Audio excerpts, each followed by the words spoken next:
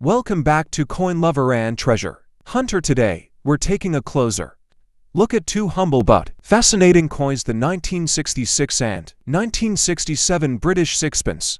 They may seem ordinary at first glance, but in the world of collectors, even small brass nickel circles can carry surprising value. From condition quirks to rare errors, we'll uncover what pushes these coins into the big money category. Let's open the display case and begin. Let's get started. First up, the sixpence, also called sixpenny, bit, or simply sixpence, was a pre-decimal coin in the United Kingdom in 1966. The coin was made of copper nickel, not silver, and featured on its reverse the flow emblems representing the four nations of the UK: the Tudor rose, England, leek, Wales, thistle, Scotland, and shamrock, Ireland. 1966 was a common year. The recorded mintage for the sixpence design that year was 175676000 coins. That's a lot, making the coin fairly common. Originally a sixpence represented 6 old pence, that is 1/4 of a pound sterling under the old pre-decimal system. In modern terms, its original face value is more of a historical curiosity than practical money, because 1966 sixpences are copper nickel and not silver or gold. They do not carry bullion value like older silver coins. According to publicly available coin value guides, a typical 1966 sixpence in normal condition might retail for only 5 pence to 65 pence British pounds, depending on condition, demand, and market fluctuations. For a 1966 sixpence in uncirculated UNC condition, the guide price often shown is around 25 pence. Given current exchange rates, assuming roughly £1 US $1.20, though rates vary, that would put a typical uncirculated 1966 sixpence at somewhere in the ballpark of US 30 cents, $100, maybe a bit higher depending on beer interest. You might be surprised a coin from 1966 in uncirculated condition for less than $1, but this reflects reality. The 1966 sixpence is not a rare coin.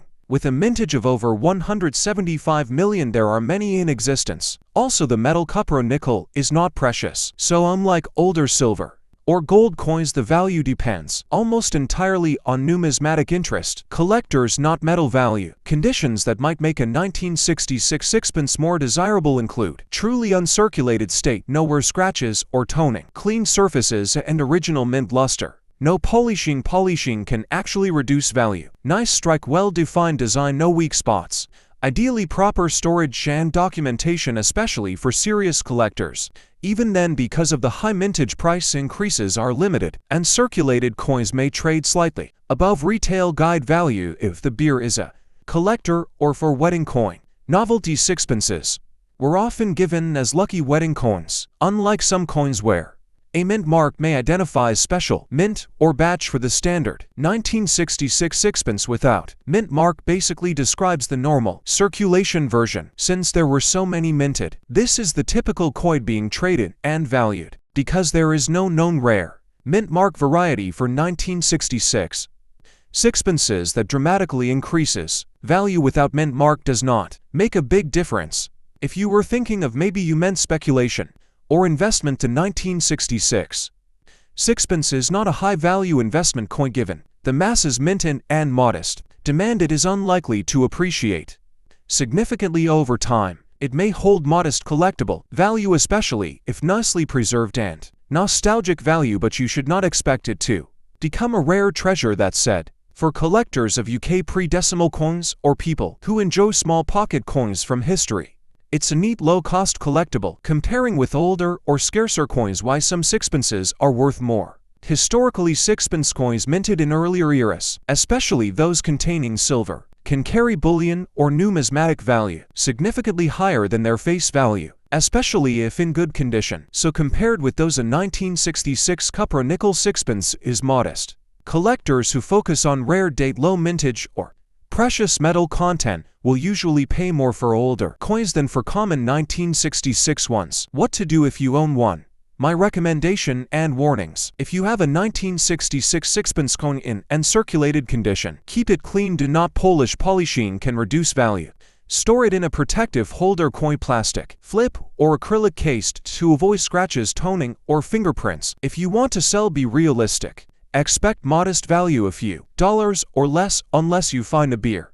Interested in UK pre-decimal or wedding coin novelty? If you keep it, treat it as a small collectible rather than an investment. The 1966 sixpence may look humble, small size. Cupro nickel common, but it's still a tangible piece of British coinage history.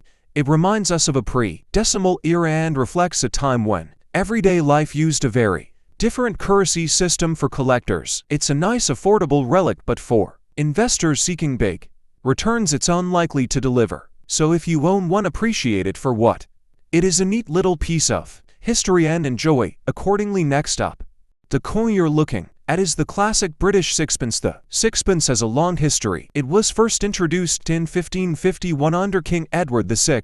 Over centuries, it evolved through various reigns and designs. By the time of 1967, it was issued under Queen Elizabeth II and made from cupronickel, an alloy of copper and nickel, not silver. Why is 1967 significant? Because 1967 was the last year the standard circulating sixpence was minted, before the United Kingdom shifted to decimal currency. After decimalization in 1971, the coin lost its original 6 old pence meaning, and eventually sixpences were demonetized as regular currency. So 1967 sixpence marks the end of an era. The 1967 sixpence is small, about 19.4 millimeters in diameter with a milled edge.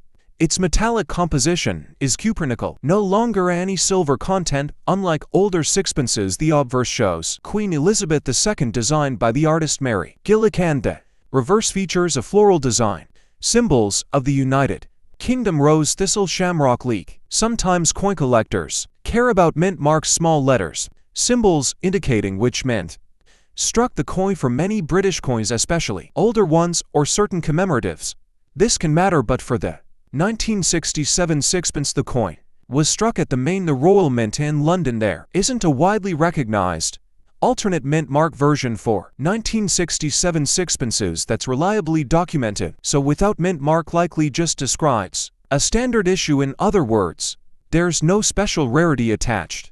Simply because of no mint mark, the 1967 sixpence had a very large mintage. According to sources, the 1967 sixpence KN903 was minted with a total output of roughly 247,888,000 coins. That's a huge number, meaning it was a common coin at the time, and many may still exist today. Because of such high mintage, and the fact the coin contains no precious metal, just cupronickel, its collector value depends not on bullion content but on condition grade demand from collectors, and whether it is uncirculated or has other desirable traits: toning, original luster, no or no scratches. Coins in poor condition, worn or circulated, tend to be worth little more than scrap or novelty value. Uncirculated 1967 sixpence GBP and USD. Based on coin value guides and recent sale data, 1967 sixpence in uncirculated or brilliant uncirculated condition, UNCBU, tends to fetch around £0.65, sometimes up to £1.50, £200 depending on luster and eye appeal.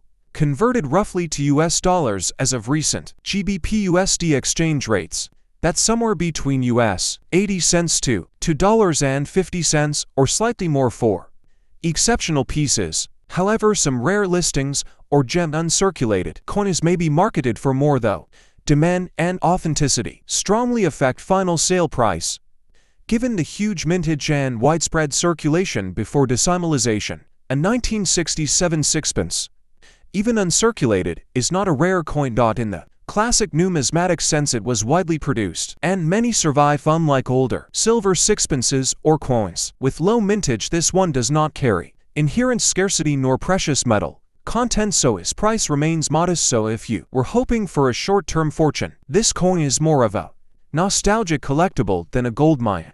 That said, there are scenarios where a 1967 sixpence might be more valuable than average if it's truly uncirculated with original mint luster, if it has attractive toning that collectors like, if it's part of a complete set, or if it's presented in original packaging, e.g. a collector's release by the Royal Mint. Sometimes rarity is not in the date but in condition, provenance, or presentation. So a 1967 sixpence without mint mark is a nice little piece of British coin history. commemorates the final generation of pre-decimal sixpences and makes for a modest collectible, but don't expect big money if you own one and it's in uncirculated condition. Check the coin carefully. Good luster, know where no scratches, then you might list it for a small premium over face value among collectors. Otherwise enjoy it as a historical curiosity, a conversation piece, or a small addition to a vintage coin collection.